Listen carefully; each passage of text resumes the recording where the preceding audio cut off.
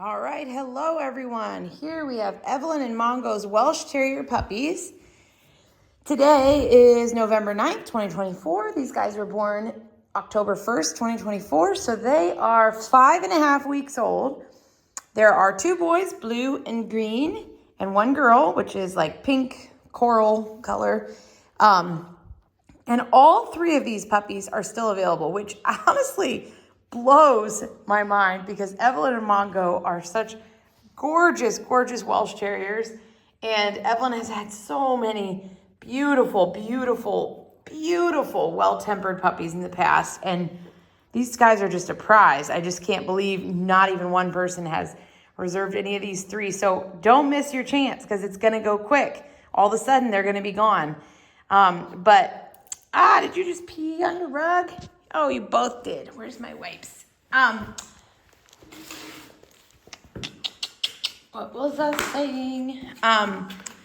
So yes, these guys are all available. They are 5.5 weeks old now, which is usually when I start describing the differences I'm seeing between looks and personalities in a litter.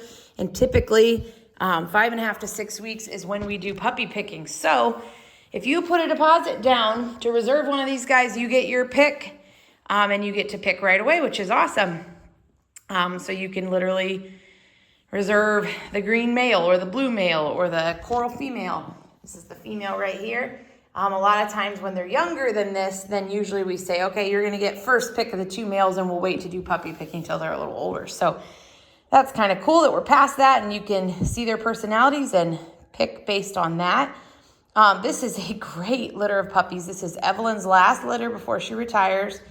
And Evelyn was born and raised here. Her sister Elsa as well is on her last litter and retiring. Her mom was raised here. So it's pretty cool that we've had these genetics here so long, which also is a huge testimony to their health and well-being when you have multi-generational dogs from the same home with all the same genetics. It's huge. They're all health tested. The mom and dad are health tested. They've been checked out by the vet before every breeding. We have our vet give us approval whether they're good to go or not. And these guys are healthy as horses. They're doing awesome. They are a really easygoing litter. And I don't say this about all litters. Some litters I have, like a wild child in the litter. Coral Pink is more energetic than the two boys and outgoing, but she's definitely like on the scale of Welsh puppies that I've seen. I wouldn't call her like a super, super outgoing one. She's kind of on the upper middle end, but not just the high end. So that kind of throws off. Normally I rank the puppy personalities from most outgoing and energetic to least. And I do this because it really gives you a good scale of what their adult personalities are going to be. If you have had a Welsh Terrier before, you know this. Most of the time you know this.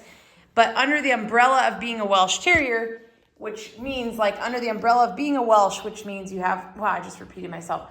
Welsh Terriers, they're all going to be high energy. They're all going to be playful, funny. They're going to have that charisma that Terriers have.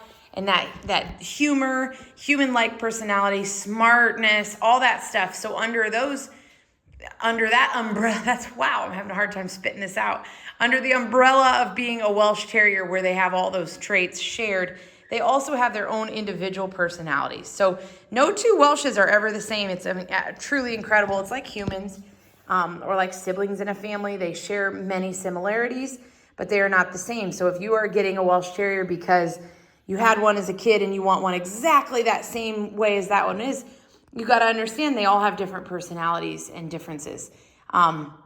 You're going to see a lot of shared personality traits from being a Welsh, but they're not all the same. So back to what I was saying, normally I rank them from most outgoing and energetic to least.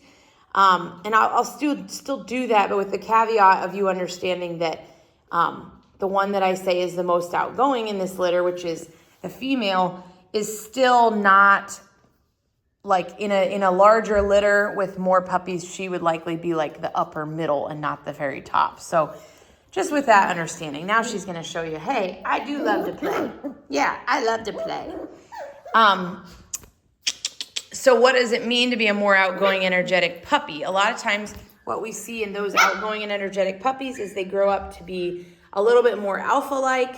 They continue to stay a little bit more energetic and outgoing and independent, a little bit more adventurous. Whereas the quiet and shy puppies a lot of times tend to be a little bit more laid back and quiet, a little bit more dependent. But when I say that, not in like a needy way, but just more like, okay, if you have an alpha dog at home, okay, I'll follow you. I'm more submissive than alpha. Hope that makes sense. So hopefully that helps you, because everybody's looking for a different thing in a puppy. Some have you're really active families and you want that active dog to match. Some of you have a really alpha dog at home and it's really important that you don't bring another alpha in. Some of you have really maybe timid children with dogs and you need that more laid back puppy because you don't want to bring home the crazy one that's going to be a little bit harder with your kids. So those are the kind of things that I'm talking about, just to explain. So obviously my little female here is the more outgoing in the litter. Again, she's not the most outgoing, but I am putting her as 1 because the 2 boys are more passive than her. And then I would put Green as number 2, and Blue as number 3. Green is very, very middle of the road, maybe even lower middle of the road type of a personality, kind of easygoing, but also like, hey, yeah, I'm up for a adventure. And Blue is very cautious and pretty quiet. So he's going to be your more laid back, easygoing guy.